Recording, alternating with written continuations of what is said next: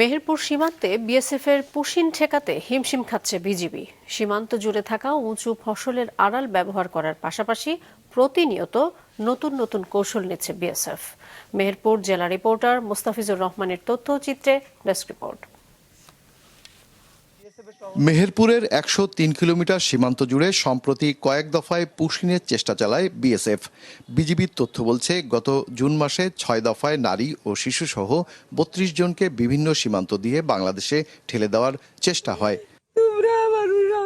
BGB ও স্থানীয়দের তৎপরতায় তাদের আটক বা প্রতিরোধ করা হয়। স্থানীয়দের অভিযোগ, নতুন নতুন স্থান বেছে নিয়ে গভীর রাত থেকে ভোরের মধ্যে অনুপ্রবেশের চেষ্টা করা হচ্ছে।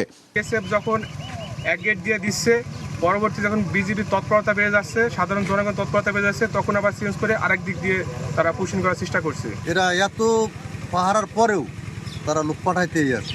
এখন পাট ক্ষেত মাঠে জঙ্গল, আর তারা যখন সুযোগ পাইছে তখনই তারা ভরি দিছে এবং ওই দিকে থেকে লোকজন নিয়ে ম্যানেজ করে মানে আমার বর্ডার সীমান্তে রেখে দেয়। রাত ৩টার পরে ওরা বাংলাদেশে পুশিং করার চেষ্টা করে। বিজিবি বলছে, সীমান্তে টহল ও নজরদারি জোরদার করা হয়েছে।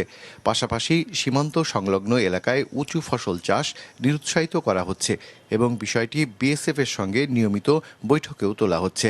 ওরা যেভাবে চেষ্টা করছে সেটাকে আমরা রুখে দেওয়ার জন্য বিভিন্ন ধরনের নতুন করে কিছু মেকানিজমও আমরা ক্রিয়েট করেছি। তার ফল আপনারা দেখতে পেয়েছেন অলরেডি।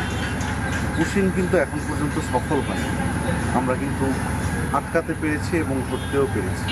বাংলাদেশ ভারত সীমান্তের মোট দৈর্ঘ্য ৪,৪২৭ কিলোমিটার, যার মধ্যে ২,২১৭ কিলোমিটার পশ্চিমবঙ্গের সীমান্ত।